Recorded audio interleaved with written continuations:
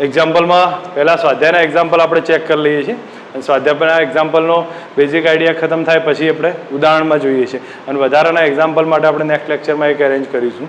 તો અહીંયા જો પહેલો ક્વેશ્ચન છે એમાં સમજજો કે આપણને બતાવ્યું છે કે 2 × 10⁻7 કુલમ વિદ્યુતભાર, બીજો 3 × 10⁻7 કુલમ વિદ્યુતભાર.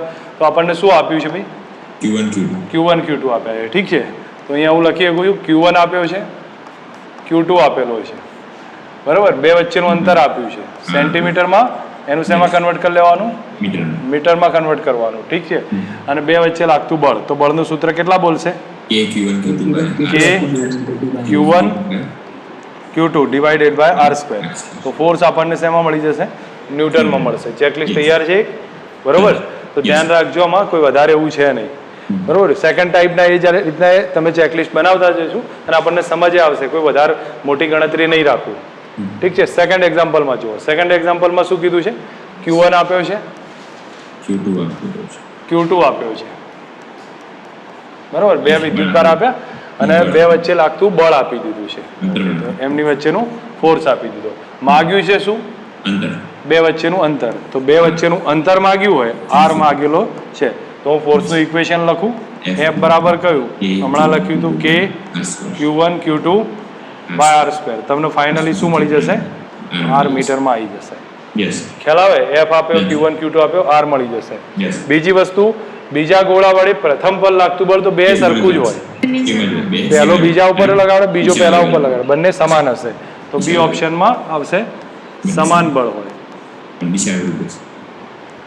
ઠીક છે, પણ દિશા કેવી હશે? વિરુદ્ધ હશે.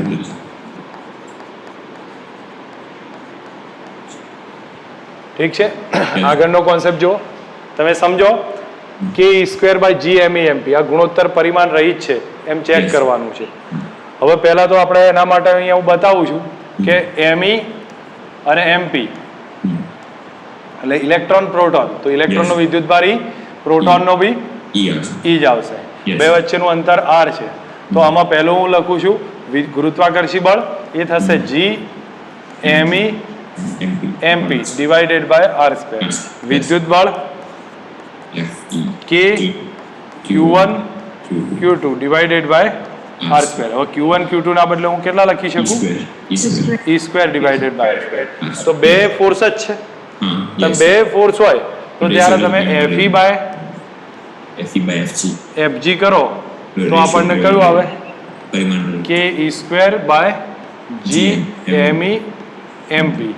તો સીધો જ છે ન્યૂટન બાય ન્યૂટન થયું, પરિમાણ રહિત છે. પેલો કોન્સેપ્ટ. સેકન્ડમાં કયું? આ ગુણોત્તર શું બતાવે છે? તો કિંમત લખી દઈએ. કિંમત લખશો તો સેકન્ડમાં આપણને K²/g_me_mp ચેક કરી લો. K ની કિંમત થશે 9 × 10⁹, E 1.6 × 10⁻19 અને G ની અને બધાની કિંમત આવડે. ક્લિયર છો ભાઈ? ફાઇન કરી લેજો. એક ચેકલિસ્ટ બની ગયું છે તમારી સામે, બરોબર. એવી રીતે એક્ઝામ્પલ સમજતા જશો, ખબર પડતી જશે. આ કોન્સેપ્ચ્યુઅલ ફંડામેન્ટલ ક્વેશ્ચન છે, હું અહીંયા સમજાવું છું. દરેક વિદ્યુતભાર ક્વોન્ટમિત થયેલો છે, એનો મતલબ શું થાય? ક્વોન્ટમિત થયો હોય એટલે કે દરેક વિદ્યુતભાર મૂળભૂત વિદ્યુતભારના મૂલ્યના પૂર્ણ ગુણાંકમાં છે. તો સેન્ટેન્સ એ થશે, એનો અર્થ થાય કે દરેક વિદ્યુતભાર મૂળભૂત વિદ્યુતભારના મૂલ્યના પૂર્ણ ગુણાંકમાં. Q બરાબર એની સૂત્ર. સેકન્ડમાં કીધું છે કે મોટા વિદ્યુતભાર સાથે કામ લેતા હોય તો એ વખતે સંખ્યા નાના આ Q બરાબર એની સૂત્ર નહીં વાપરતા. એટલે નહીં વાપરતા કે Q બરાબર એની સૂત્રમાં ઇલેક્ટ્રોનનું મૂલ્ય ઘણું નાનું છે વિદ્યુતભારનું, અને n નું મૂલ્ય ઘણું મોટું હશે. તો હવે એ કન્ડિશનમાં બેનો ગુણાકાર વાપરવામાં આવે છે. એક એક કરીને નાનું મોટું મૂલ્ય ભેગું નહીં કરતા આપણે. એટલે અહીંયા બતાવ્યું કે આમાં જો તો E નું મૂલ્ય ઘણું નાનું છે, n ઘણો મોટો છે, એટલે ક્વોન્ટાઇઝેશન અવગણીને Q બરાબર n માં Q જ વાપરવામાં આવે છે. ખબર પડી જશે? તો આ બે સામાન્ય કોન્સેપ્ટ યાદ રાખવાના છે. ચલો, અહીંયા કહ્યું છે કાચના સળિયાને રેશમ સાથે ઘસવામાં આવે છે તો બે ઉપર વિદ્યુતભાર બતાવે છે. તો વિદ્યુતભાર સંરક્ષણનો નિયમ કઈ રીતે? તો સ્વાભાવિક છે, પહેલા બંને તટસ્થ હતા. જેવો કાચને રેશમ સાથે ઘસ્યો તો કાચનો સળિયો ધન બન્યો અને રેશમી કાપડ કેવું બન્યું? ઋણ બન્યું. તો કાચના સળિયા પરથી વિદ્યુતભાર ક્યાં ગયા? રેશમી કાપડ પર. સોરી, કાચનો ધન બન્યો ને તો કાચના વિદ્યુતભાર ક્યાં જતા રહ્યા? ઇલેક્ટ્રોન રેશમી કાપડ પર ગયા. Yes. બરોબર, તો બંનેમાં ટોટલ તો કેવો હતો, જેટલા હતા એટલા જ એટલા જ, તો ટોટલ 0 જ છે. સમજ આવે કે સમજાવવું છે? Yes. Yes. ઓકે, અહીંયા તમારા સામે મૂક્યું છે એ જુઓ, સમજો. 4 વિદ્યુત ભાર છે, QA, QB, QC અને QD. આ 4 વિદ્યુત ભાર મૂક્યા છે. એમાં QA ની કિંમત આપી છે, QB, QC અને QD ચારેની કિંમત આપણને આપી દીધી છે. અને કહ્યું છે કેન્દ્ર પર લાગતું બળ કેટલું? 0. કેન્દ્ર ઉપર લાગતું બળ 0 થાય. કેમ 0 થશે? તો તમે લોકો સમજો, આના કારણે આના ઉપર આમ બળ લાગે, આના ઉપર આમ બળ લાગશે, બરોબર. આ માઇનસ છે એટલે પોતાની તરફ ખેંચશે, આ માઇનસ છે એટલે પોતાની તરફ ખેંચે, એમ પરિણામી બળ કેટલું થાય? 0 થઈ જશે. કારણ કે આની અસર આ નાબૂદ કરી દેશે, આની આ નાબૂદ કરી દેશે. ધેટ મીન્સ આપણે જોવા જાઓ તો તમે લોકો આનું નામ આપી દો, ABCD નામ આપેલા જ છે. તો અહીંયા હું લખું છું FA બરાબર FC થાય અને FB is equal to FD થશે. તો F નેટ કેટલો આવ્યો? Net is equal to FA plus FB. 0 થઈ જાય. Yes. F નેટ કેટલો થશે? 0 થશે. કોન્સેપ્ટ આટલો હશે, ધ્યાન રાખી દેજો. અહીંયા કહ્યું છે ક્ષેત્રરેખા સળંગ વક્ર છે. કેમ વચ્ચે ભંગાણ નહીં હોતું? કારણ કે ક્ષેત્રરેખા સળંગ વક્ર છે. જો ભંગાણ હોય વચ્ચે તો વચ્ચેનો ભાગ ખાલી પડે, અને ખાલી પડશે ને ત્યાં વિદ્યુત ક્ષેત્ર ના હોય, બરોબર. તો એ વસ્તુમાં કહ્યું છે ચોક્કસ વિસ્તારમાં દર્શાવવા માટે જો વચ્ચેનો ભાગ ત્રુટક થાય તો એ વિસ્તારમાં વિદ્યુત ક્ષેત્ર ના હોય, અને જે શક્ય નથી, સળંગ જ હોય. ઠીક છે, એક પહેલો કોન્સેપ્ટ. બીજું, બે ક્રોસ કેમ નહીં થતી? મેં તમને ઘણી વાર કહેલું છે, બે દિશા મળે. ક્રોસ થાય આ રીતે તો બે ડાયરેક્શન મળે, જે શક્ય નથી. ઓકે, અહીંયા તમારી સામે આ મૂક્યું છે QA બરાબર 3 માઇક્રોકુલમ, QB માઇનસ 3 માઇક્રોકુલમ. આ 3 માઇક્રોકુલમ, QB કેટલા છે? માઇનસ 3 માઇક્રોકુલમ. શાંતિથી સમજો. હવે બે વચ્ચેનું અંતર કેટલું કીધું છે? 20 સેન્ટીમીટર. તો કેન્દ્ર પર વિદ્યુત ક્ષેત્ર કેટલું? તો તમે લોકો ઓબ્ઝર્વ કરો કે આ ધન છે તો એના કારણે વિદ્યુત ક્ષેત્ર બહાર આવશે, આ ઋણ છે તો એના કારણે વિદ્યુત ક્ષેત્ર અંદર ખેંચાય. ફરી સમજજો, આ ધનના કારણે વિદ્યુત ક્ષેત્ર બહાર આવશે, આ ઋણ છે એના કારણે વિદ્યુત ક્ષેત્ર અંદર ખેંચાય. ઠીક છે. સેન્ટર પર આપણે ફાઇન્ડ કરવું છે, O પર વિદ્યુત ક્ષેત્ર કેટલું? તો આના કારણે EA, આના કારણે EB. હવે જો બેના મૂલ્ય કેવા છે? સરખા છે, દિશા બી સરખી. તો પહેલા તો હું અહીંયા બતાવું છું, EA is equal to EB, મૂલ્યમાં સરખા છે, એ થશે KQ/R². ત્યાં મને R કેટલો થાય એટલું કહી દેશો. R બરાબર 10 સેન્ટીમીટર એટલે કે 0.1 મીટર. હવે તમારી પાસે Q ની કિંમત છે, K ની કિંમત છે, R છે, બધું આપેલું છે. તો તમારી સામે જો અહીંયા R આપ્યો છે, Q1, QN, QB ના મૂલ્ય સરખા છે, મૂલ્યમાં જોવા જાવ સરખા છે એટલે તમને QA આપ્યો છે, QB આપ્યો છે, અહીંયા લખ્યા છે. તો તમને આના ઉપરથી પરિણામી વિદ્યુત ક્ષેત્ર જોવા જાવ તો E બરાબર શું થયું? બેની દિશા એક છે એટલે EA વત્તા EB થયા. ધેટ મીન્સ ફાઇનલી કેટલા આવ્યા? 2KQ/R². આટલું વિદ્યુત ક્ષેત્ર મળશે. તમારે ફાઇન્ડ કરી લેવાનું, યુઝમાં આવી જશે, ખબર પડશે. પછી બતાવ્યું છે કે અહીંયા કેન્દ્ર પર Q જેટલો વિદ્યુત ભાર, તો એ ઓપ્શન થયો. B ની વાત કરું છું, કેન્દ્ર ઉપર Q જેટલો, Q ની કિંમત આપેલી છે 1.5 ગુણ્યા જે અહીંયા મૂક્યો છે Q, અને એના કારણે લાગતું બળ કેટલું? તો એના બળ માટે આપેલો હોય તો F બરાબર કયું સૂત્ર? Q into E, અને E આ લઈ લેજો. આવડે? સિમ્પલ કોન્સેપ્ટ બતાવું છું, ચેકલિસ્ટને યુઝ કરતા જશો, ખબર પડતી જશે. અહીંયા F બરાબર QE કરો, એમાં E ની કિંમત આ મૂકો તો એ જવાબ આવી જશે. નેક્સ્ટ હવે બીજો એક્ઝામ્પલ છે, જો આમાં સમજો, સામાન્ય દાખલો છે. QA આપ્યો છે, QB આપેલો છે એટલે ડાયપોલ થયો ને, બંને સરખા છે એટલે ડાયપોલ છે. હવે RA આપ્યો છે, એકનો સ્થાન સદિશ RA આપ્યો છે, બીજાનો એ સ્થાન સદિશ RB આપ્યો છે. માગ્યું છે શું? ટોટલ વિદ્યુત ભાર અને ડાયપોલ મોમેન્ટ.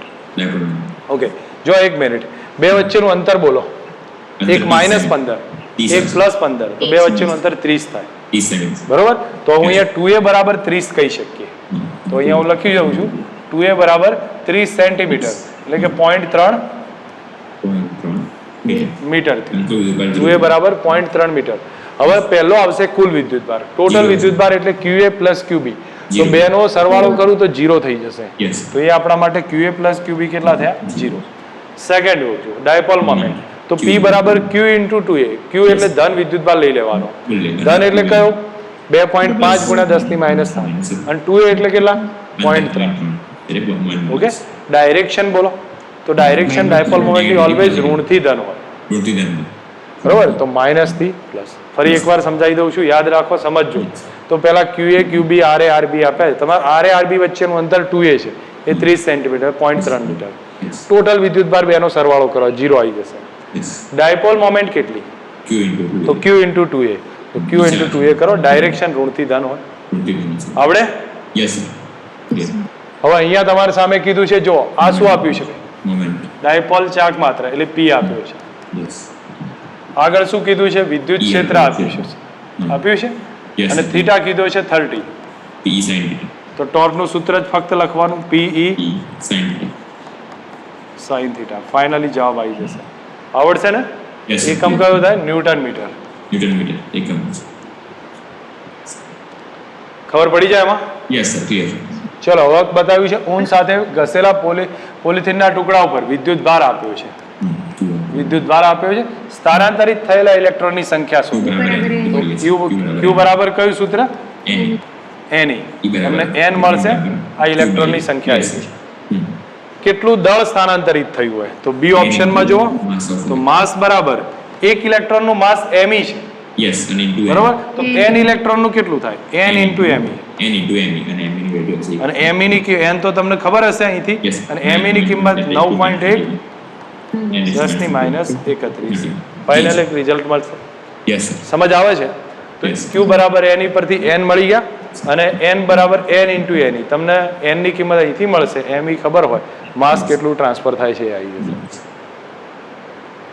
બીજામાં જો અહીં કહ્યું છે કોપરના બે ગોળા છે A અને B વચ્ચેનું અંતર 50 સેન્ટીમીટર છે વિદ્યુતભાર આપ્યો છે 6.5 × 10⁻7 બળ કેટલું હશે જો પહેલા તમે એક વસ્તુ સમજો એ ઓપ્શનની અંદર વાત કરું છું તો રેડી R આપ્યો છે કેટલો છે 0.5 મીટર એટલે 0.5 બરાબર વિદ્યુતભાર Q1 Q2 બંને સરખા છે એટલે કે Q ધારીએ છે આટલું આપ્યું છે હવે એમની વચ્ચેનું બળ શોધવું છે તો F બરાબર તો સીધું જ સૂત્ર K Q1 Q2 by R². બળ ન્યૂટનમાં આવી ગયું પહેલો જવાબ આવ્યો હવે બીજામાં ઓપ્શનમાં શું કીધું છે દરેક વિદ્યુત ભાર બમણો કરી દો અંતર બમણું અડધું કરવામાં આવે તો બળ કેટલું થાય તો આપણે ચેક કરીએ પહેલું F1 બરાબર કેટલું K Q1 Q2 by R². પછી વિદ્યુતભાર Q1 વિદ્યુતભાર કેટલો કર્યો છે બમણો કર્યો છે 2Q કર્યો છે અને અંતર કેટલું કર્યું છે અડધું કરી દીધું છે તો ફોર્સ નવો આવશે એ જોઈએ આપણે F' બરાબર K અહીંયા થશે 2Q1 2Q2 અને અંતર R/2 નો સ્ક્વેર ધેટ મીન્સ ચેક કરશો તો કેટલા આવે 8 K Q1 સોરી મારી ભૂલ છે 16 થશે હો ભાઈ 16 K Q1 Q2 by R² તો નવું બળ કેટલા ગણું થયું 16 આવડે સમજ આવી જોઈએ ફટાફટ સમજાવું છું એ પ્રમાણે ક્લિયર રાખતા જજો આમાં કઈ વધારે છે એવો નહીં અઘરા એક્ઝામ્પલ નથી જો આ તમારી સામે આ એક્ઝામ્પલ છે કે ભાઈ બે સરખા ગોળા છે A અને B હવે એમાં અહીંયા હું મારી રીતથી બતાવું આમાં થોડુંક અલગ પડે છે પણ આપણે જોઈએ A અને B સરખા ગોળા છે ત્રીજો એવો જ એમના સાથે કોન્ટેક્ટમાં લાવીએ અને ત્યારબાદ બીજા ગોળા સાથે સંપર્કમાં કરી અને દૂર કરવામાં આવે એ વચ્ચે અને B વચ્ચે નવું બળ કેટલું પહેલા અહીંયા સમજો A છે B છે એના ઉપર તારી લઉં છું સરખો વિદ્યુતભાર બાકી કોઈ એવું છે નહીં અલગ અલગ લેશો તો એ જ આવશે સરખો વિદ્યુતભાર છે અંતર R છે તો ફોર્સ કેટલું ભાઈ આવે K Q² બાય R². પછી સમજો કે A ને ઉપર Q વિદ્યુતભાર છે C ખાલી છે એટલે કેટલો થયો 0 થયો એને કોન્ટેક્ટમાં લાવું તો અડધો અડધો વેચાય Q/2 વેચાશે હવે શું કરવાનું આ C છે ને એ Q/2 વાળો છે અને B કેટલા વાળો છે Q વાળો એ બે ને કોન્ટેક્ટમાં લાવીએ તો ટોટલ કેટલો થાય Q plus Q/2 3Q/2 થાય એ અડધો અડધો વેચાશે 3Q/4 3Q/4 હવે શાંતિથી સમજજો હવે શું થશે એ બી હું તમને કહું છું પહેલા આટલું ક્લિયર થયું એ બી નો આટલું હતું એને 0 સાથે કોન્ટેક્ટમાં લાવ્યા Q/2 વેચાયો પછી બી ને આની જેમ Q/2 થયો એની સાથે કોન્ટેક્ટમાં લાવ્યા, ટોટલ થઈ ગયું 3Q/2, 3Q/4, 3Q/4 વેચાશે. હવે કીધું છે A ઉપર અને B ઉપર હવે કેટલો વિદ્યુતભાર જુઓ, A ઉપર હવે કેટલો થયો છે Q/2, B ઉપર કેટલો થયો 3Q/4. 3Q/4 અને અંતર એટલું ને એટલું જ કર્યું છે. તો નવું બળ કેટલું? તો નવું બળ થશે K Q/2 3Q/4 undivided by r square. That means તમે લોકો કિંમત મૂકો તો કેટલા આવી જશે ભાઈ? 3/8 KQ/r સ્ક્વેર. ધેટ મીન્સ 3/8 ગણું થશે પ્રારંભિક. સમજાવું છે કે આવડે છે? ક્લિયર છો? પ્રેક્ટિસ ઉપરથી ડિપેન્ડ હશે. તમે આ એક વસ્તુ હું તમને કહું છું, કોઈ ઇનિશિયલ સમજવા માંગતા હશે એમને થોડી તકલીફ રહેશે, પણ જે લોકો થરલી પહેલા સમજેલા છે એમના માટે એક પ્રેક્ટિસ સેશન હશે, બીજું કંઈ નહીં. એટલે રિવિઝન એ રીતે જ રહેશે ને એમાં ખ્યાલ આવતો જ હશે. ઓકે, આઈ થિંક આ એ જ ટાઈપનો ક્વેશ્ચન છે ને, રિપીટ થયો છે એટલે કોઈ વાંધો નહીં. ચલો હવે અહીંયા તમારી સામે આ ક્વેશ્ચન મૂક્યો છે. હું કહ્યું સમાન વિદ્યુત ક્ષેત્રમાં 3 ગતિપથ છે, 1 2 3. થોડી આકૃતિમાં પ્રોબ્લેમ છે, કોઈનો ગતિપથની વક્રતા વધારે હશે, કોઈની ઓછી હશે, પણ સમજતા જજો. તો કોનો વિદ્યુતભાર અને દળનો ગુણોત્તર મહત્તમ હોય? હવે આવી જ્યારે ગતિ થાય તો તમે લોકો પ્રક્ષેપ ગતિના રિલેશન ધ્યાન પર હોવા જોઈએ કે જે A બરાબર પ્રવેગ કેટલો આમાં ઉત્પન્ન થાય? QE/m. લોકોને યાદ હશે A બરાબર QE/m. અને Y બરાબર જે ગતિ આવશે પ્રક્ષેપ ગતિમાં એ હાફ AT સ્ક્વેર હશે. એના બદલે હું QE/m લખું છું. Y બરાબર હાફ AT સ્ક્વેર. એના બદલે લખું છું QE/m ઇન્ટુ T સ્ક્વેર. તો Y પ્રપોઝનલ ટુ શું થયું ભાઈ? Q/m. તો જેનો Q/m નો રેશિયો વધારે છે એની ત્રિજ્યા વધારે હશે. બરોબર છે? તો અહીંયા તમને Q/m નો રેશિયો કોની વધારે છે? તો જો કોની ત્રિજ્યા વધારે છે? તો ત્રિજ્યા કોણ જે શાર્પ વળતો હોય ને એની ત્રિજ્યા ઓછી હશે. જો અહીંયા આમ શાર્પ વળી જતો હોય તેની ત્રિજ્યા કમ્પેરેટિવ ઓછી થાય, પણ ધારો કે આમ ધીમે રહીને વળતો હોય તેની ત્રિજ્યા કમ્પેરેટિવ કેવી હશે? વધારે હશે. તો આ કેવો છે? ધીમે રહીને વળે છે તો એની ત્રિજ્યા વધારે હશે. ત્રિજ્યા વધારે તો Q/m વધારે. સમજ આવે? તો ઓપ્શન કયો સાચો છે? ત્રીજા નંબર સાચો. લખી દેશો ચેકલિસ્ટમાં. જો અહીંયા તમને કીધું છે એક સમાન વિદ્યુત ક્ષેત્ર E બાર આપ્યું છે, તો E બાર કહી દીધો છે આપણને. YZ સમતલને સમાંતર 10 સેન્ટીમીટર બાજુવાળો ચોરસ છે. તો ચોરસની લંબાઈ આપી છે 0.1 મીટર. તો એરિયા કેટલો થયો? 10 ની -2 થાય, L સ્ક્વેર કહું એટલે 10 ની -2. ડાયરેક્શન લખું છું તો આની ડાયરેક્શન કઈ છે? I કેરેટ છે વિદ્યુત ક્ષેત્રની. આની ડાયરેક્શન YZ સમતલ છે, અને YZ સમતલ હોય તો દિશા x કેમાં લેવામાં આવે? I માં લેવામાં આવે, x માં લેવામાં આવશે. ધેટ મીન્સ હું અહીંયા લખી દઉં છું I કેરેટ, ડાયરેક્શન વાઇઝ લખી દઉં. ક્લિયર? હવે માંગ્યું છે ફ્લક્સ.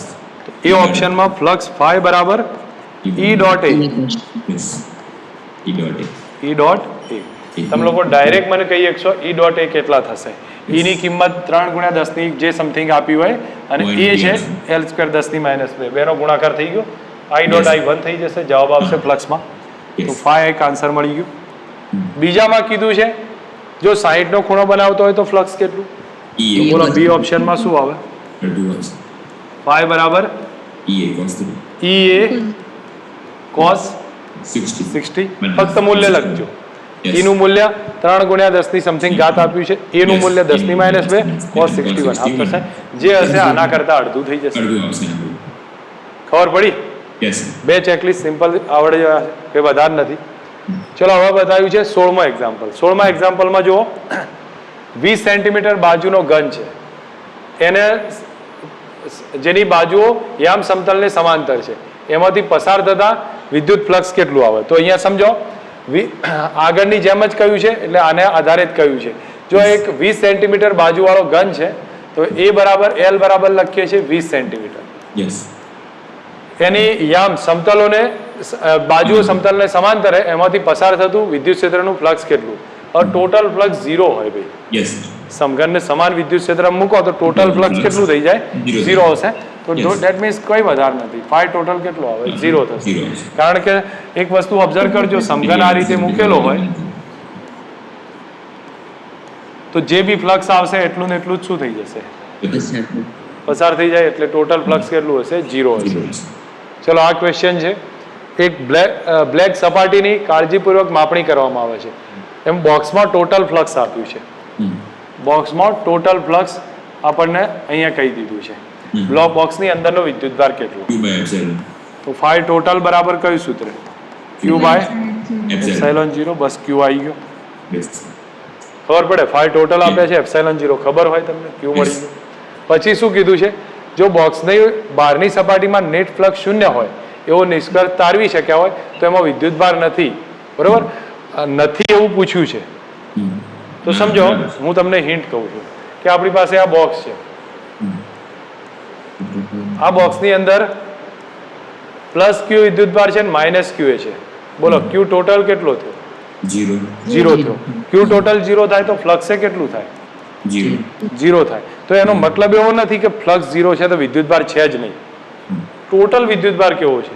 Yes, 0 total થશે. વિદ્યુતભાર 0. એટલે અહીંયા હું લખી શકું છું ફાઈ 0 હોય તો કુલ વિદ્યુતભાર 0 હોય. 0. બરોબર? પણ એનો મતલબ એવો નહીં કે દરેક વિદ્યુતભાર 0 છે. અંદર વિદ્યુતભાર જ નથી. ખબર પડી ગઈ છે? Yes, sir. તો અહીંયા ફાઈ ટોટલ બરાબર Q બાય એપ્સાઇલોન 0. તમને Q મળી જશે. એના પછી કોઈ ફ્લક્સ બોક્સની અંદર કહ્યું છે ટોટલ ફ્લક્સ 0 છે તો વિદ્યુતભાર 0 છે એવું નથી, પણ ટોટલ વિદ્યુતભાર 0 છે. Total વિદ્યુતભાર 0. અહીંયા તમને કહ્યું છે આકૃતિમાં દર્શાવ્યા પ્રમાણે એક 10 સેન્ટીમીટર બાજુવાળા ચોરસથી, આ 10 સેન્ટીમીટર બાજુવાળો ચોરસ છે, એનાથી 5 સેન્ટીમીટર ઉપર એક Q મૂકેલો છે, વિદ્યુતભાર મૂક્યો છે. તો એમાંથી પસાર થતું ફ્લક્સ કેટલું? સમજજો, આવો કોઈ પણ ક્વેશ્ચન આવે, ઓરિજિનલ ક્વેશ્ચનમાં આ રીતે પૂછ્યું છે કે આ રીતની એક સમઘન સપાટી છે, આ મતલબ કે ચોરસ સપાટી છે, એનાથી 5 સેન્ટીમીટર દૂર એક અહીંયા સ્મોલ Q રાખેલો છે, તો આમાંથી પસાર થતું ફ્લક્સ કેટલું? તો આને બંધ પાત્રમાં કરવો પડે. બંધ પાત્રમાં કરવા માટે ચારે બાજુ ચોરસ મૂકી દો તો આવો તૈયાર સમઘન થઈ ગયો. Yes, sir. Continuous. હવે સમઘન થશે તો એ વખતે જો આના વડે ગાઉસનો નિયમ વાપરું તો ફાઈ ટોટલ બરાબર કેટલું? Q by epsilon 0. તો ટોટલ વિદ્યુતભાર Q છે અને એપ્સાઇલોન 0 Yes. મૂલ્ય છે, તો આપણે આના આધારે ટોટલ ફ્લક્સ આટલું આવ્યું. અને હવે એ દરેક 6 બાજુઓને વહેંચાશે. 1 2 3 4 5 અને 6 ના આધારે જોઈએ તો સમઘનની 6 બાજુઓને વહેંચાય તો ટોટલ ફ્લક્સ આટલું આવ્યું છે. તો બાજુઓનું મળતું ફ્લક્સ કેટલું? Q by 6 epsilon. Q by 6 epsilon 0. Yes. સમજી લો એકવાર. તો આ રીતે વિદ્યુતભાર પડ્યો તો એને સંતાડવા માટે ચારે બાજુ બોક્સ બનાવ્યા અને પછી જોયું તો ટોટલ ફ્લક્સ કેટલું આવ્યું? Q by epsilon 0. અને દરેક બાજુના કે ચોરસના ભાગે કેટલું આવે? Q by 6 epsilon. 6 epsilon. અહીંયા સમજીએ 9 સેન્ટીમીટર ધારવાળી ઘનાકાર સપાટી છે, સેમ કોન્સેપ્ટ. તો એમાં L આપ્યો છે, 2 જેટલો વિદ્યુતભાર એમાં રહેલો છે, તો ફ્લક્સ કેટલું? Q by તો ફ્લક્સનું શુદ્ધ સૂત્ર છે Q બાય એપ્સાઇલોન 0. કહેવા માંગે છે આ રીતે કે આપણી પાસે આ પ્રમાણે એક ઘનાકાર સપાટી છે, બરોબર? આની અંદર Q જેટલો વિદ્યુતભાર રહેલો છે તો ફ્લક્સ કેટલું આવે? Q by epsilon 0. Q આપ્યો છે, એપ્સાઇલોન 0 આપ્યો છે. ગણી શકો ભાઈ?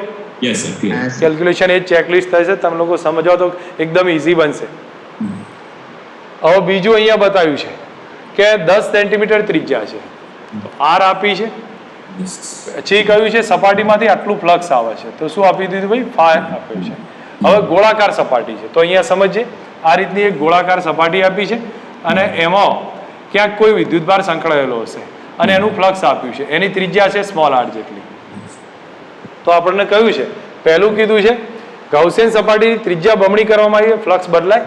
ના બદલાય. તો અહીંયા હું ત્રિજ્યા બમણી કરી દઉં 2r જેટલી તો ફ્લક્સ ચેન્જ નહીં થાય, કારણ કે ઘેરાયેલો વિદ્યુતભાર સમાન રહેશે. તો પહેલાના ઓપ્શનમાં હું લખું છું, જો હું r છે એ બમણી કરી દઈએ, ફ્લક્સ ના બદલાય. કેમ નહીં બદલાય? કારણ કે ઘેરાયેલો વિદ્યુતભાર કેવો રહેશે? અચળ રહેશે. અચળ છે. Yes. અને ફ્લક્સનું સૂત્ર છે Q by epsilon. Q by epsilon 0. એટલે એ કોન્સ્ટન્ટ રહેશે, નહીં બદલાય. બીજું વિદ્યુતભારનું મૂલ્ય કેટલું? તો બીજા ઓપ્શન તો સહેલો છે, કેટલાય દાખલા ગણ્યા. Yes. ફાઈ બરાબર કેટલું? Q by epsilon. Q by epsilon 0. Finally Q કેટલો આવે? Epsilon 0. Phi into epsilon 0. એક જવાબ આવી જશે. Yes. આવડે છે ને? Yes. પેટર્ન રિવિઝન થતી જશે, ખ્યાલ આવતો જશે. હવે જો એના પછી કીધું છે 10 સેન્ટીમીટર ત્રિજ્યા છે, આર આપ્યો છે, વિદ્યુત ભાર છે, અને એનાથી 20 સેન્ટીમીટર દૂર એક મિનિટ 10 સેન્ટીમીટર ત્રિજ્યાનો એક ગોળો છે. આ કેપિટલ આર આપ્યો છે 10, એનાથી દૂર 20 સેન્ટીમીટર એટલે સ્મોલ આર બરાબર 20 સેન્ટીમીટર છે. અહીંયા પી બિંદુ છે અને ત્યાં વિદ્યુત ક્ષેત્ર આપેલું છે. તો વિદ્યુત ભાર કેટલો હશે ગોળા પર? તમારે કોઈ વધારે કરવાનું નથી. તમને શું આપ્યું છે ફાઇનલી? વિદ્યુત ક્ષેત્ર આપ્યું છે, સ્મોલ આર આપ્યો છે અને ક્યુ માંગ્યો છે. તો તમારે બહારના માટે, બહારની સપાટી માટે E બરાબર કયું સૂત્ર? KQ by R square. Finally જો E આપ્યો છે, R આપ્યો છે, Q મળી જાય. ખબર પડી જશે ને? E, R અને Q મળી જશે. બસ આ રીતે સમજી લો, ક્લિયર થઈ જવા જોઈએ દાખલાઓમાં. હવે જો 2.4 મીટરનો વ્યાસ આપ્યો છે, તો આ વ્યાસ આપી દીધો છે તો ત્રિજ્યા મળી જાય ને? ત્રિજ્યા આપી છે, પૃષ્ઠ ઘનતા આપી છે. પહેલા તો એને કુલમ પર મીટર સ્ક્વેરમાં ફેરવવાના. પહેલું એ માં માંગ્યું છે વિદ્યુત ભાર. હું અહીંયા લખું છું સૂત્ર જુઓ, સિગ્મા બરાબર Q upon A. હવે Q બાય A છે તો Q અને A ની કિંમત 4πr², કારણ ગોળો છે. સિગ્મા બરાબર, અને Q જોઈએ છે ને તમારે વિદ્યુત ભાર, તો Q બરાબર લખી દો સિગ્મા ઇન્ટુ r². કિંમત મૂકો, જવાબ આવી જશે. બી ઓપ્શનમાં શું કીધું છે? ફ્લક્સ કેટલું? ફ્લક્સ ફાઈ બરાબર ઘેરાયેલો વિદ્યુત ભાર ભાગ્યા એપ્સિલોન g. હવે ગોળીય સપાટી છે તો સમજી ગયો Q જેટલો વિદ્યુત ભાર ઘેરાયેલો હોય, Q બાય એપ્સિલોન 0. તમને Q અહીંથી મળી ગયો, આ 64 નથી. Sigma into 4π epsilon 0. તો તમને આમાંથી Q મળી જશે, એપ્સિલોન 0 આપેલા હશે તો આવી જશે.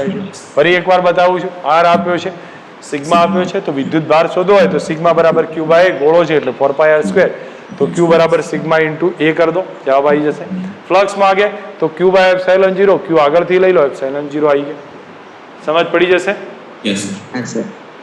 ઓકે. સેકન્ડ 23મો ક્વેશ્ચન છે. રેખીય વિદ્યુત ભાર આપ્યો છે અનંત લંબાઈનો રેખીય વિદ્યુત ભાર, રેખીય વિદ્યુત ભાર 2 સેન્ટીમીટર અંતરે. તો 2 સેન્ટીમીટર અંતર R આપ્યો છે. વિદ્યુત ક્ષેત્ર આપ્યું છે, કેટલું છે? 9 × 10⁴. તો લેમડા કેટલી? રેખીય ઘનતા કેટલી? તમે સૂત્ર આવડે? સૂત્ર લખો, જવાબ બરાબર 2k લેમડા બાય R થશે. તમને જે બી શોધવું હશે લેમડા મળી જશે. આવડે ભાઈ? તો આ સીધા સ્ટેપમાં ઇક્વેશન મૂકતા જશો, જવાબ આવતો જાય છે. આ ક્વેશ્ચન છે, 2 મોટી પ્લેટ છે. આઈ થિંક આ થિયરી સમજતા હોય એમને ક્લિયર થશે. એકમાં પ્લસ સિગ્મા છે, એકમાં માઇનસ સિગ્મા છે. એને સિગ્માની વેલ્યુ આપી દીધી છે, બરોબર? સિગ્મા આપણને કહી દીધા છે એટલે 1.17 × 10⁻22 જેટલી છે. હવે તમને કીધું છે પ્રથમ પ્લેટની બહારના વિસ્તારમાં, તો આપણે પહેલા વિદ્યુત ક્ષેત્ર જોઈએ. આ સિગ્મા બહાર કાઢશે, આનું વિદ્યુત ક્ષેત્ર આ તરફ જશે, આનું આ ડાયરેક્શનમાં, આનું આ તરફનું વિદ્યુત ક્ષેત્ર. તો પહેલાનું વિદ્યુત ક્ષેત્ર અને E અને EB ના વિદ્યુત ક્ષેત્રના મૂલ્ય સરખા છે. સર માઈનસ કે અંદર આવશે રેખા. હા સર માઈનસ સિગ્મા કે અંદર આવશે રેખા. અચ્છા, સોરી, મારી ભૂલ છે, ડાયરેક્શન દર્શાવવામાં ભૂલ થઈ. આ માઇનસ છે એટલા માટે ડાયરેક્શન ક્યાં આવશે? અંદરની તરફ આવશે. ઠીક છે, બરોબર. હું ડાયરેક્શન બતાવું એટલે મૂલ્યની જરૂર નહીં પડે, પણ E અને EB કેવા છે? સરખા છે. એટલે કેટલા હશે? Sigma by 2 epsilon 0. ઠીક છે. હવે એ પોઈન્ટ આગળ વાત કરું, આઈ થિંક 1 2 લખું છું ભાઈ, કારણ કે A અને B તો બહારના છે, 1 અને 2 છે, બંને સરખા એટલે સિગ્મા બાય 2 એપ્સિલોન 0 છે. હવે એ પોઈન્ટ પર વાત કરું છું, તો એ પોઈન્ટ પર આના કારણે વિદ્યુત ક્ષેત્ર આમ આવશે, આના કારણે ક્યાં હશે? અંદરની તરફ. તો પરિણામી વિદ્યુત ક્ષેત્ર જોવા જાઓ તો E1 માઇનસ E2 બરાબર કેટલા થયા? 0 થયા. હું C પોઈન્ટમાં સેમ થશે, 12 થશે. સોરી, બી પોઈન્ટ છે ને, બી પોઈન્ટમાં એ સેમ થશે 12ની પોઈન્ટમાં. તો અહીંયા જો આના કારણે વિદ્યુત ક્ષેત્ર આમ ખેંચે છે અને આના કારણે આમ જશે, તો પરિણામી કેટલું થઈ ગયું? 0 થશે. સેમ કન્ડિશનમાં 0 આવે. સી પોઈન્ટ પર વિદ્યુત ક્ષેત્ર, તો આના કારણે આમ, આનું આમ, તો બેનો સરવાળો E1 વત્તા E2. E1 કેટલો છે? Sigma by 2 epsilon. E2 એટલો. ફાઇનલી કેટલો આવ્યો? Sigma by epsilon 0. સિગ્માની કિંમત ખબર છે, એપ્સિલોન 0 ખ્યાલ છે, મૂકી દો, એક જવાબ આવી જશે. ક્લિયર? આ ચેકલિસ્ટ બનેલું હોવું જોઈએ, તમને આઈડિયા આવી જશે કે વધારેમાં અઘરું નહીં પડે તમને ક્વેશ્ચનમાં. બોલો, સ્વાધ્યાયના દાખલાઓ મેં જે લીધા છે વધારાના મેં બાકી રાખ્યા છે, બાકીના ક્લિયર થઈ જાય? Yes. કોઈ અઘરું ના પડવું જોઈએ. તમને લાગે છે કે નાના જ ક્વેશ્ચન છે અને બધા સમજ આવે એવા છે. હવે ઉદાહરણ તરફ જોતા જઈએ. હું ફર્સ્ટ ઉદાહરણ છે એ કોઈ એવું વધારે છે નહીં, થિયરિટિકલ છે. તમને ફક્ત એક જાતે કરવા માટે આપું છું, કોઈ એવું પરીક્ષામાં એક્ઝામ ઓરિએન્ટેડ ક્વેશ્ચન નથી. ઠીક છે? સેકન્ડ ક્વેશ્ચનથી સ્ટાર્ટ કરું છું. ઉદાહરણ થોડા સમજવા જેવા છે. જરૂર પડશે ત્યાં આપણે જ્યાં જરૂર લાગે એટલી કેલ્ક્યુલેશન લખીશું. તમે ચેકલિસ્ટ શોર્ટમાં બનાવી શકો છો. જો અહીંયા તમારી સામે કીધું છે એક પદાર્થમાંથી દર સેકન્ડે 10⁹ ઇલેક્ટ્રોન પસાર થાય છે. તો હું અહીંયા પહેલા જો સમજો 10⁹ ઇલેક્ટ્રોન પસાર થતા હોય, બીજા પદાર્થ પર 1 કુલમ પસાર થવા માટે સમય કેટલો લાગે? તો અહીંયા કે લખી દઉં, ધારો કે કેટલો સમય લાગશે ભાઈ? ટી સમય લાગે છે. બરાબર. હવે અહીંયા કહીએ 1 સેકન્ડમાં કેટલા પસાર થાય? 10⁹ પસાર થાય. તો ટી સમયમાં કેટલા પસાર થાય? ટી ગુણ્યા 10⁹ ઇલેક્ટ્રોન પસાર થાય. હવે તમને એમ કીધું છે વિદ્યુતભાર કેટલો જમા થાય છે? 1 કુલમ. 1 કુલમ. તો Q બરાબર 1 કુલમ. તો Q બરાબર N લખીએ. યસ સર, Q બરાબર N. તો Q ની કિંમત તો 1 છે. N કેટલા? N T × 10⁹ અને E છે. E ની કિંમત ખબર હોય ફાઇનલી શું મળી ગયું? T મળી ગયું. હવે આઈડિયા જો સમજો. ધારો કે T સમય લાગે, 1 સેકન્ડમાં 10⁹ થાય. T સમયમાં કેટલા? T ગુણ્યા 10⁹. પછી Q 1 કુલમ છે તો Q બરાબર N કરો. બાકી બધાની કિંમત લખો, T આવી જવો જોઈએ. આવડે? યસ. અહીંયા બતાવ્યું છે એક પ્યાલામાં. ચલો હવે આમાં દળ નહીં આપ્યું હોય, જો કે દળ આપ્યું છે 250 ગ્રામ. ઘણી વાર તમને ના પણ આપે. હું અહીંયા પહેલા બતાવું છું, પાણીની વાત છે, જરૂર પડે એ પોઈન્ટ પહેલા લખું છું. પાણીનું દળ કેટલું આપ્યું છે? 250 ગ્રામ. ઠીક છે. અને પાણીનો અણુભાર કેટલો છે? 18 છે. હવે બીજી એક વાત, કોઈ વાર દળ ના આપે તો 250 લઈ લેવાનું. બીજી વાત કહું છું કે પાણીમાં પ્રોટોન્સની સંખ્યા કેટલી? H2O. તો યાદ કરો, H2 માં 2 અને O2 માં પ્રોટોન્સ 8 થશે. ટોટલ થઈને કેટલા થયા? 10 પ્રોટોન છે. ઠીક છે, યાદ રાખજો. 10 પ્રોટોન છે, જરૂર પડશે આપણને. હવે આમાં કહ્યું છે કેટલો ઋણ ધન ને ઋણ વિદ્યુતભાર હશે. તો આપણે 250 ગ્રામમાં અણુઓની સંખ્યા કેટલી એ શોધી લઈએ છીએ. તો હું આ સૂત્ર લખીશ, M/M0 N/N. તમને આમાંથી N મળી જશે. જે લોકોને N એ ના ખબર હોય એમને લખી દઉં છું, 6.02 × 10⁻23. આટલી સંખ્યા મળશે. M કેટલા છે ભાઈ? 250 છે. M0 18 છે. N એ ખબર છે તો N મળી જશે. આટલી સંખ્યા આવી જાય તો હવે એના પછી અહીંયા તમને કીધું છે ભાઈ આ સંખ્યા ટોટલ સંખ્યા છે. એક પરમાણુ, આટલા પરમાણુ છે. એક પરમાણુ પર કેટલા પ્રોટોન રહેલા છે? 10 પ્રોટોન છે તો 10 ઇલેક્ટ્રોન હશે. તો અહીંયા આપણે એક પરમાણુ પર 10 પ્રોટોન 10 ઇલેક્ટ્રોન છે. તો N પર કેટલા? કુલ સંખ્યા કેટલી આવે? N × 10 કરી દઈએ. તો આટલી સંખ્યા આવી. હવે વિદ્યુતભાર શોધવાનું કે Q બરાબર કયું સૂત્ર? Q બરાબર N. એટલે બીજા શબ્દોમાં 10N × E કરો. એટલો ધને હશે ને એટલો ઋણે હશે. ફરી સમજી લો, દાખલો સમજાવું છું.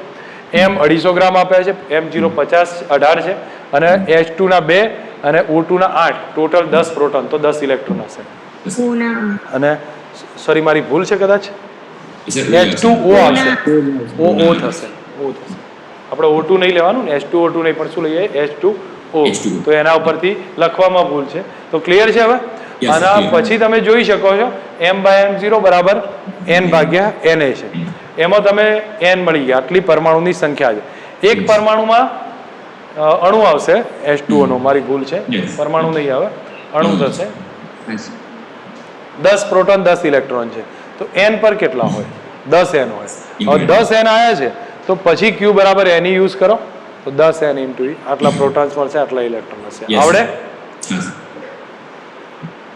બાકી પછી આ ક્વેશ્ચનને સમજીએ. જો અહીંયા ધ્યાન આપજો, જેટલા થાય એટલા ગણીએ છીએ. એવું નથી કે ભાઈ પૂરા કરી દેવા છે, પણ પહેલી કોન્સેપ્ટની ચેકલિસ્ટ ક્લિયર થઈ જવી જોઈએ. કંઈ પણ કન્ફ્યુઝન હોય તો પહેલી વસ્તુ તમારે થોડી મહેનત કરવી પડશે, અને જ્યાં ના ખબર પડતી હોય મને પૂછજો, બાકી આ રીતે ધ્યાન રાખીને સમજતા જજો. જો બે બિંદુવત વિદ્યુતભારો માટે કુલમનો નિયમ છે, તો ગુરુત્વાકર્ષી બળ માટે ન્યૂટનનો નિયમ છે, અને બંનેનું ટૂંકમાં સામાન્ય કોન્સેપ્ટ ખ્યાલ છે, અંતરના વર્ગના વ્યસ્ત પ્રમાણમાં છે. કયું છે? ઇલેક્ટ્રોન અને પ્રોટોન, અને બે પ્રોટોન વચ્ચે લાગતા બળના મૂલ્યનો ગુણોત્તર અને પ્રબળતા સરખામણી કરવી છે. ચલો અહીંયા તમને કોન્સેપ્ટ કહું છું એ પ્રમાણે જો પહેલા ઇલેક્ટ્રોન નું પ્રોટોનની વાત કરીએ તો એ પોર્શન છે એમાં લઉં છું. પહેલો લઈશું એક ઇલેક્ટ્રોન એક પ્રોટોન. આનું દળ કેટલું? M E MP. કેટલા અંતરે છે? આર. તો બોલો એફઈ નું સૂત્ર કેટલું? કે આનો વિદ્યુતભાર તો ઈ છે ને, પ્રોટોન ભલે રહ્યો પણ વિદ્યુતભાર કેટલો છે? ઈ છે. તો k square by R square. FG નું કેટલું? FG આવશે G M E m p by R square.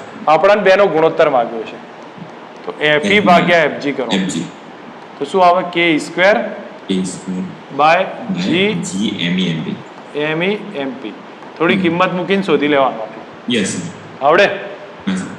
Second portion છે ઇલેક્ટ્રોન બે પ્રોટોન વચ્ચે. તો અહીંયા હું બતાવું છું પ્રોટોન અને પ્રોટોન બી ઓપ્શનમાં કીધું છે. એનો વિદ્યુતભાર ઈ, આનો ઈ, આનું દળ એમપી, આનું પણ એમપી, અંતર આર. બોલો ઇલેક્ટ્રિક ફોર્સ કેટલો? કે સ્ક્વેર બાય એફઈ બરાબર કે સ્ક્વેર બાય આર સ્ક્વેર. આ કેટલો? એફજી કેટલો?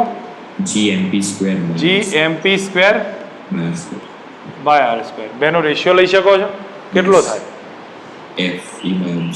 એફઈ ભાગ્યા એફજી કે સ્ક્વેર બાય જીએમપી સ્ક્વેર. બોલો કિંમત શોધી શકો? યસ. આવડે ને? કઈ વધારે છે ને? હવે આગળ શું કીધું છે? ઇલેક્ટ્રોન પ્રોટોન ને 1 એંગસ્ટ્રોમ જેટલા દૂર રાખવામાં આવે છે, અને પછી બળના કારણે ઇલેક્ટ્રોનનો પ્રવેગ કેટલો, પ્રોટોનનો બી કેટલો. ચલો અહીંયા સમજીએ કે ઇલેક્ટ્રોન છે, પ્રોટોન છે, આનો વિદ્યુતભાર ઈ, આનો ઈ, આનું દળ એમઈ, આનો એમપી છે. આપણે કયો પ્રવેગ માંગ્યો છે? આકર્ષણ બળથી ઉદ્ભવતો પ્રવેગ છે.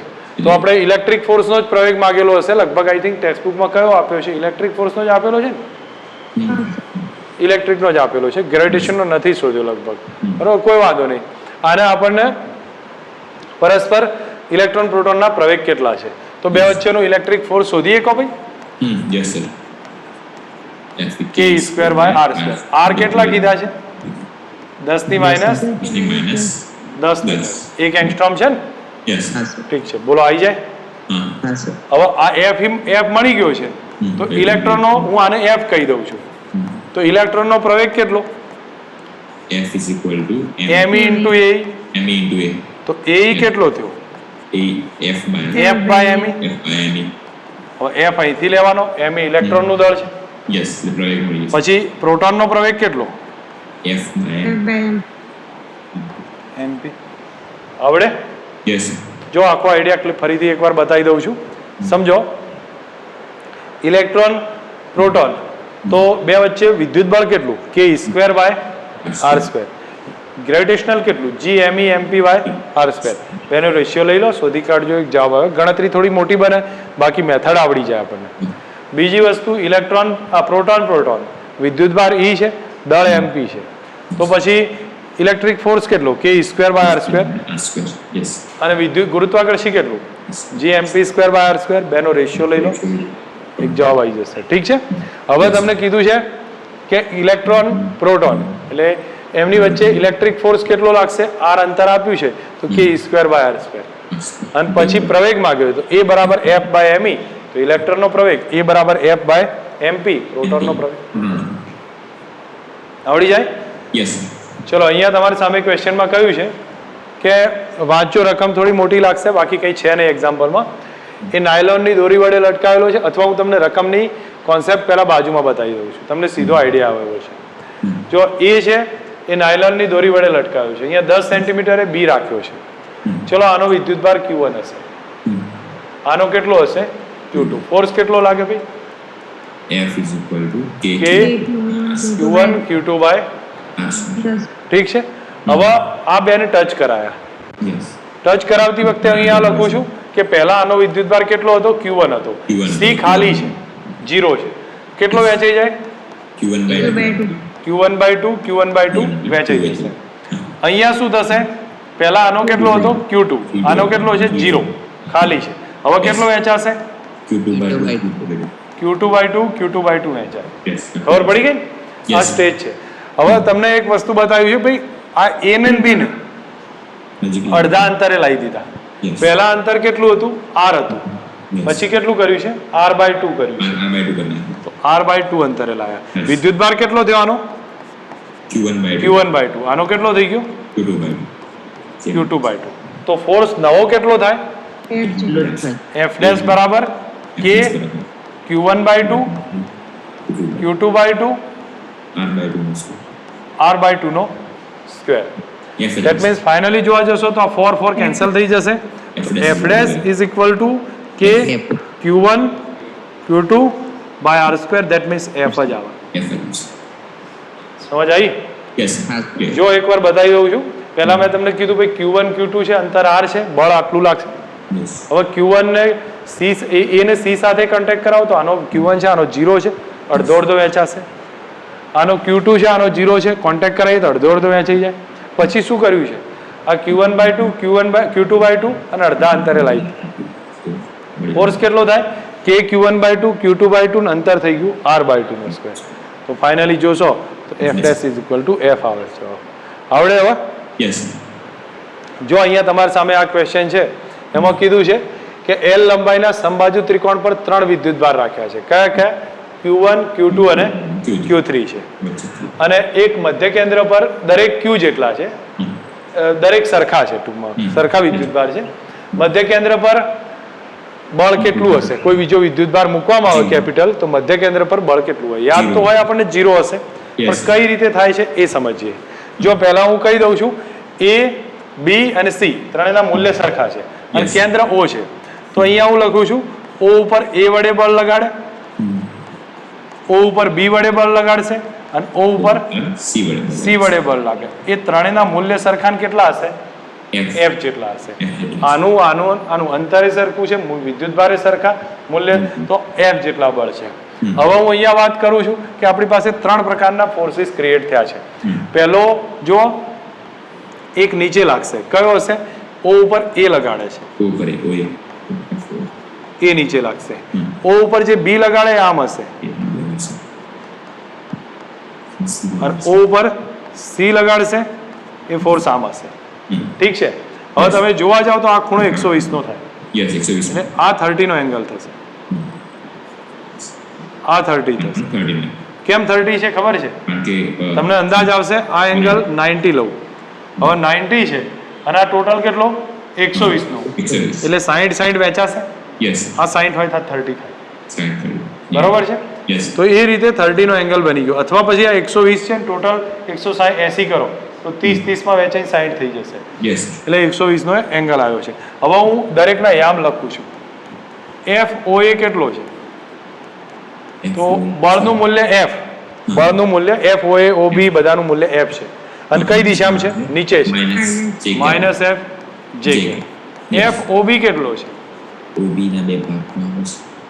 ના ખબર હોય કઈ વાંધો નહીં, ખૂણો 30 નો બનાવે છે એક સાથે. Yes, sir. તમે લોકો લખી દો F cos 30 cos 30 I cap F sin 30 sin 30 j cap. J cap. ± પછી જોઈએ છે કયા ચરણમાં જાય છે? ચરણમાં પહેલામાં જાય એટલે બધું પ્લસ જ હશે. પ્લસ જ આવશે. ઠીક છે? એક સ્ટેપ પૂરું. F OC લખો, કોસિગ્મા F એમાં એ જ લખી દો, ખૂણો 30 નો જ બનાવે છે ને. યસ સર, ખૂણો તો 30 F cos 30 I cap F sin 30 minus J cap. કયા ચરણમાં જાય છે? બીજામાં. cos ઋણ sin પ્લસ. તમને ખ્યાલ હોવો જોઈએ ટોટલ ફોર્સ 0 થાય છે, તો પરિણામી force F total is equal to F OA F OB F OC અને એના બરાબર કેટલા થવા જોઈએ? થઈ જ જશે. તમે સાબિત કરશો એટલે. સમજ આવે છે? યસ તમને ઇઝી ક્વેશ્ચન છે પણ આ બનાવીએ છીએ અઘરો કે ત્રણેયના મૂલ્ય સરખા છે એફ જેટલા છે. હવે એના મેં અહીંયા જોયું ભાગ પાડ્યા તો નીચે આવે છે આ તરફ તો આ ખૂણો 30 નો આવ્યો. એફ નો ઓએ લખવો હોય તો કયો આવે નીચે જાય છે એટલે માઇનસ એફ જે કેરેટ. આનો કયો લખ્યો F cos 30 i caret cos 30 જે કેરેટ પણ પહેલામાં છે એટલે બધું પ્લસ કર્યું. આ બીજામાં જાય છે એટલે F cos 30 i caret F sin 30 જે કેરેટ એક માઇનસ કરો એક પ્લસ કરો કારણ કે બીજામાં cos ઋણ હશે sin ધન હશે. આનો એક જવાબ આવી જશે. આવડે ને? કોઈ અઘરા ક્વેશ્ચન નથી, ફક્ત થોડા સમજની જરૂર પડે છે. આ થોડોક સમજવાનો છે ક્વેશ્ચન, બાકી ધ્યાન આપીએ તો આપણને આવડે એવા છે ક્વેશ્ચન. 7મામાં કહ્યું છે ક્યુ પ્લસ ક્યુ અને માઇનસ ક્યુ વિદ્યુતભારને સમબાજુ ત્રિકોણના શિરોબિંદુ ઉપર મૂક્યા છે. બધામાં અહીંયા ક્યુ છે, આ ક્યુ છે અને આ કેટલો છે માઇનસ ક્યુ છે. ઠીક છે, તો આનો વિદ્યુતભાર માઇનસ ક્યુ છે, જે મેં અહીંયા લખ્યું નથી, બતાવી દઉં છું. તો દરેક શિરોબિંદુ પર કેટલું બળ લાગશે હવે આપણે સમજીએ. દરેક શિરોબિંદુ પર કેટલું બળ લાગે તો આ પ્લસ ક્યુ છે, આ પ્લસ ક્યુ છે, તો શું કરશે ધક્કો લગાવશે. ધક્કો લગાવે તો એ ઉપર બી વડે લાગતું બળ આમાં આવે. ઠીક છે, આ ક્યુ છે, આ માઇનસ ક્યુ છે, તો શું કરશે એને પોતાની તરફ ખેંચશે. તો પોતાની તરફ એટલે આ ડાયરેક્શનમાં જશે. કોના પર લાગે છે એ ઉપર બળ લાગશે. કોના વડે સી વડે. બીસી નહીં આવે પણ કયો આવશે એ ઉપર સી વડે લાગશે. સમજ આવે છે આ બધા? બંને બળના મૂલ્ય કેવા સમાન સરખા હશે. તો અહીંયા હું લખું છું એફ એસી બરાબર એફ એબી એફ એબી અને એફ એસી સોરી બીસી એ બધા કેવા છે સરખા છે. અને કેટલા ધારી લઉં એફ લઈ લઉં છું. સમજજો બધાના મૂલ્ય આ બંને એકબીજા ઉપર લગાડે, આ બે એકબીજા ઉપર લગાડે, અહીંયા લગાડશે, મૂલ્ય સરખું છે. તો એ ઉપર બી વડે લાગ્યું અને એ ઉપર સી વડે લાગ્યું. હવે પહેલા આપણે એ ની વાત કરું છું. તો બોલો એફ એસી અને એફ એબી વચ્ચેનો ખૂણો કેટલો? થીટા 120 થાય. કેટલો થાય? 120. તમને લોકોને યાદ હોય તો સીધું કહી શકો છો કે જ્યારે બંનેના મૂલ્ય સરખા છે, ખૂણો 120 છે, તો પરિણામી બળ એફ એ છે ને એ કેટલું થાય? એફ જ થાય. પહેલો કોન્સેપ્ટ થયો. સેકન્ડમાં બી માં સેમ કોન્સેપ્ટ. શું લખશો એમાં? રિવાઇઝ કરી લો. એફ બી એ જો બી આના ઉપર આમ લગાડે અને આ શું કરે એને પોતાની તરફ ખેંચે. ખૂણો 120. તો અહીંયા શું લખું? એફ બી ઉપર એ લગાડે અને બી ઉપર સી લગાડે. એનો એ થીટા કેટલો? 120. તો એનો એ એફ નેટ કેટલો આવે? એફ જ થશે. ઠીક છે. ત્રીજામાં જોઈએ પછી ડાયરેક્શન જોઈશું. સી ઓપ્શનમાં સી પર એ લગાડે અને સી પર બી લગાડે. તો જો આ આને પોતાની તરફ ખેંચે, આ આને પોતાની તરફ. થીટા કેટલો? 60. થીટા 60 છે તો એફ નેટ કેટલો? √3f. હવે પરિણામી બળ ચેક કરીએ. પરિણામી બળ તો અહીંયા ઓબ્ઝર્વ કરજો. આ ત્રણેયના ફોર્સ એક કેન્દ્ર પર લાગે છે. કઈ રીતે? તો જો ઓબ્ઝર્વ કરો તમે. આનો નાનો પરિણામી બળ આમ વચ્ચે જશે, આનો નાનો આમ જશે અને આનો ક્યાં આવશે? નીચે આવશે. ધેટ મીન્સ એક ફોર્સ આમ જાય છે, એક ફોર્સ આ તરફ જશે અને એક ફોર્સ ક્યાં આવે છે? નીચે આવે છે. બરોબર છે. તો હવે તમે આનું રિઝલ્ટન્ટ ફોર્સ ફાઇન્ડ કરવાનું ટ્રાય કરો. રિઝલ્ટન્ટ ફોર્સમાં તમને લોકો સીધી સમજ આવશે. આનો નાનો ખૂણો કેટલો આવી જશે? 60 હશે અને 60 નીચે કેટલો જાય છે? √3f. તો એ પરથી અહીંયા બતાવું છું. આ એંગલ 60 છે, આ √3f છે. કેમ √3f? આ સી નો નીચે આવે છે FC અને આ FA બરાબર F સોરી FB બરાબર અને FA બરાબર F. તો આ બેનું પરિણામી કેટલું? √3f આવશે. FA ને FB માટે થીટા પાછો 60. તો એનું રિઝલ્ટન્ટ F ડેશ ગણું એ કેટલું આવ્યું? √3f. પરિણામી જોવા જશો તો આવું થશે. √3f કેટલા ગયા? ઉપર ગયા અને અહીંયા નીચે √3f ક્યાં જાય? નીચે આવે. એફ નેટ કેટલો આવે? 0. સમજ આવે? થોડોક ડિફરન્ટ છે, લાંબો છે એક્ઝામ્પલ, પણ આટલું ધ્યાન પર હોવું જોઈએ કે કઈ રીતે ગણવાના છે. ઓકે. હવે બાકી છે એક્ઝામ્પલ, પણ હું હમણાં અને બાકીના જે આપણે કેટલા લગભગ ટોટલ જોવા જશો તો 11 કે સમથિંગ 12-13 એક્ઝામ્પલ છે. આપણે 5 એક્ઝામ્પલ હવે થોડાક ડિફરન્ટ છે એટલે એને હું અત્યારે હાલ લાઈનમાં નહીં લેતો. લાઈનમાં એટલે નહીં લેતો કે એક સાથે તમે બધું ધ્યાન પર નહીં રાખી શકો. એને આપણે એક બીજા લેક્ચરમાં એરેન્જ કરું છું. તો નેક્સ્ટ લેક્ચર આવશે ત્યારે મેં એ વખતે એને કવર કરીશું. 2 જ મિનિટ ઊભા રહેજો ભાઈ.